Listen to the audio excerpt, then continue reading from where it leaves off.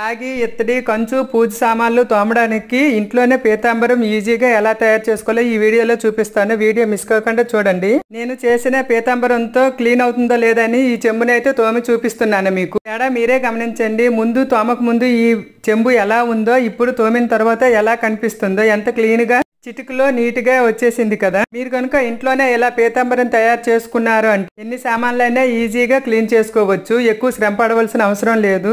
ఇలా పీతాంబరాన్ని ఇంట్లోనే తయారు చేసుకున్నారంటే ఇంకా బయట కొనుక్కోవలసిన పనే లేదు. నేను పూజ సామాన్లు, రాగి, ఇత్తడి, కొంచెం సామాన్లు తోముకోవడానికి ఇంట్లోనే పీతాంబరాన్ని తయారు చేస్తాను. మరి మీరేం చేస్తారో నా కామెంట్ సెక్షన్ లో కామెంట్ చేయండి. పీతాంబరం తయారు చేసుకోవడానికి నిమ్మకాయలు అయితే ఇలా ముక్కలుగా కట్ చేసుకుని ఎండలో ఎండపెట్టుకుని, నిమ్మకాయ ముక్కలన్నీ జ్యూస్ పిండిన ముక్కలు బాగా ఎండిన తర్వాత మిక్సీ జార్ లో వేసుకుని మెత్తని పౌడర్ లా చేసుకుని జల్లెట్లో వేసి ఇలా జల్లించుకున్నాను. ఇప్పుడు ఇటుక రాయిని తీసుకుని ఇలా రాయితో ఇలా గుండగా చెదకొట్టుకుని ముక్కల్లా ఉన్నాయి కనుక వీటిని కూడా మిక్సీలో వేసుకుని ఒకసారి తిప్పుకున్నాను. ఇటుక రాయిని కూడా కొద్దిగా జల్లించుకొని టేబుల్ స్పూన్ సరుపు, చిన్న నిమ్మ చెక్కని వేసి బాగా కలుపుకున్నామంటే మనకు పీతాంబరం రెడీ అయిపోతుంది. ఒక డబ్బాలో స్టోర్ చేసుకుని మనం సామాన్లు తోముకున్నప్పుడు తోముకోవడమే.